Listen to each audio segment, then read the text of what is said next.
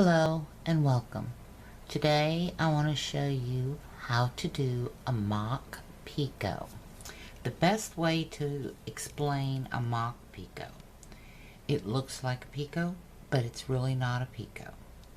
Okay, it's usually used to climb out of a round, or if you're doing a chain of split rings and you want a picot in between them, that's a good place to use them. There's several uses for them, and it's up to you where you use the mock picot, or unless the pattern calls for it. Okay, so for starters, first thing we're going to do is we're going to do a split ring of 6 picot 6. So let's get that done. We've got 1, 2, 3. Whoops, that looks like a picot, but it's really not. I'm working with Aunt Lydia's thread today, trying to use up what threads on these shuttles so that I can reload them. I've got some tag-along treats for you all. Georgia wants all the Nellie Hall Youngberg patterns that we have done in class in a tag-along. So that's the next major project coming up. So I want to get these shuttles empty so I can fill them with beautiful threads to use for the tag-alongs. So think about that. We got some new stuff coming out. 4, 5, and 6. And we have a picot.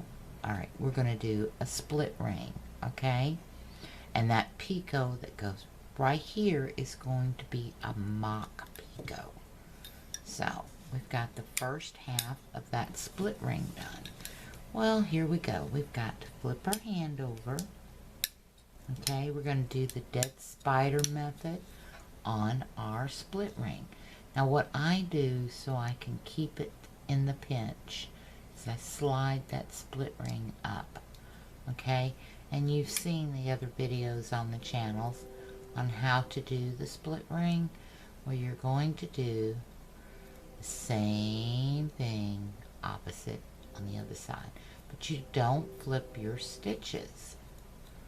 Okay, and you're doing reverse order of double stitches on here. See that? To do that split ring, you're doing the second half first and the first half second. Okay, and we're counting our stitches, but this is our 5th. We've got 2 more to do. Getting out of camera shot here. Sorry about that, guys. Arm's getting cramped. I don't like doing split rings this way. I use the high 5 method that Cynthia created. It's so much simpler. 1, 2, 3, 4, 5, 6. Now we have our 6 double stitches. Drop our shuttle, pick up this one, and let's close our ring. Now we want a picot in between this ring and the next one. Well, how are we going to get a picot in there? We're going to do a mock picot. And the way you do a mock picot, you take your core thread or your shuttle 1 thread, wrap it for a chain. Take shuttle 2 thread, and you're just going to do 1/2 of a stitch and bring it down to the length of the picot that you want. Now put that in the pinch. Wrap your hand for your next ring.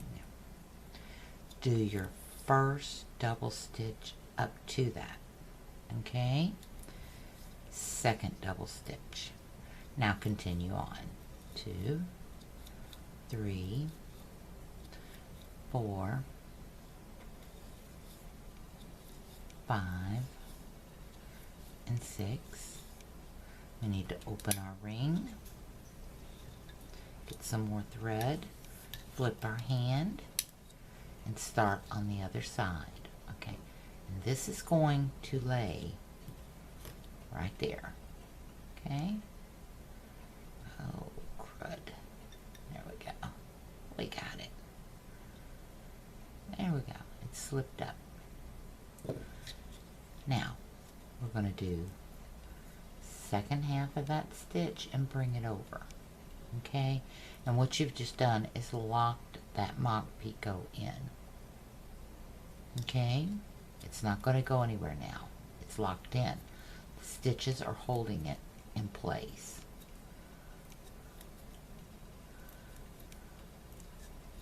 It's 5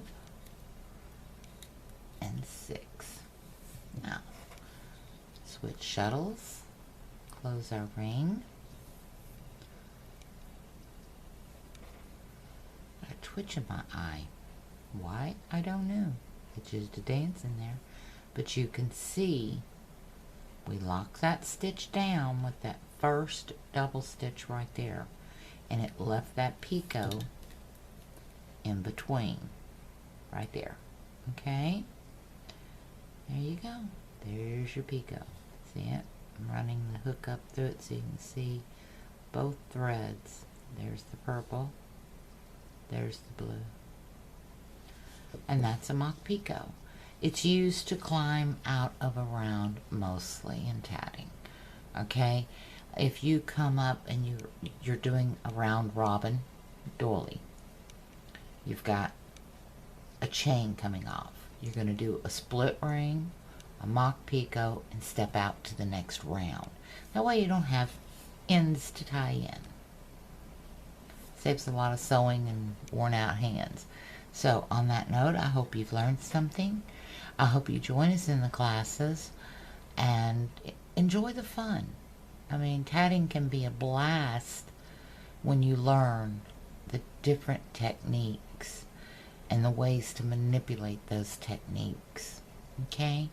So, until next time, have a wonderful day.